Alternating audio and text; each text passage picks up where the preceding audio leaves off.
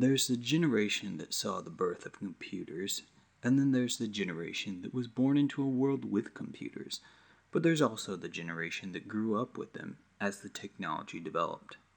They were the generation that produced figures who became wildly rich at the birth of the internet as we know it. Terry A. Davis could have been one of them, but unfortunately this was never meant to be.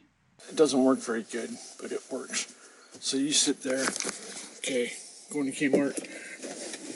Terry, a child of the 80s, saw the rise of the graphical user interface created by Xerox PARC and perfected by Apple computers. However, it wasn't what he preferred.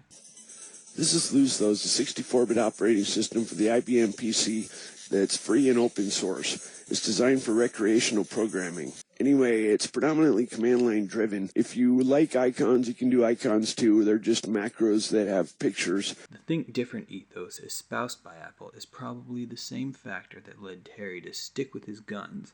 A mindset like that should have made him wealthy, but instead a much different fate awaited him. What do you like to watch, Mom? How come you're watching a terrible TV? I don't understand.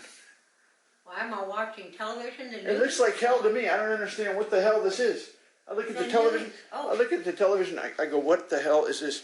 I imagine like the World War II generation. In 1996, Terry grappled with mental health issues that eventually forced him to quit his job as a programmer for Ticketmaster. He was eventually diagnosed with schizophrenia that led to hospital visits every 6 months until 2003. But you also construct yourself into something that's better able to call order forth from chaos. Something needed to change in Terry's life, and after trying to with the failed attempt at making a 3D printer, Terry began to create the Luzthos operating software, later to be known as Temple OS. He also had a profound reconnection with the Catholic faith of his youth, though some question if this was simply a side effect of his schizophrenia. Needless to say, prior to his hospitalization in the mid-90s, the era in which he developed Temple OS was the most relatively peaceful time in his life. He did have several skirmishes with the law in hospitals, but it was nothing compared to after his magnum opus was completed. And while opinions are divided on the functionality of his creation's interface, one has to wonder, was it ever about designing the perfect OS, or was it about a man trying to fix himself? But that's actually good because it restores life balance. So life gets out of balance if you're not careful. Unfortunately, the source of his attempted self-cure was also the source of what ailed him in the first place.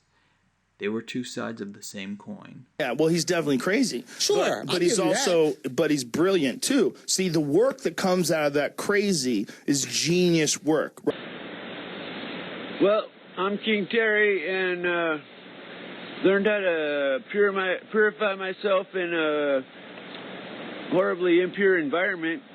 It's pretty rough living homeless and... Unfortunately, in 2018, Terry's unrealized potential came to an end.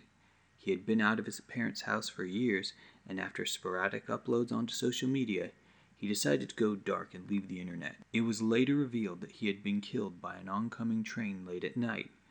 No one knows if it was an accident or if he intentionally stepped in front of it, but we can all agree the question persists: what would his life be like if he had got things under control? And what would technology be like if he had been able to muster more support?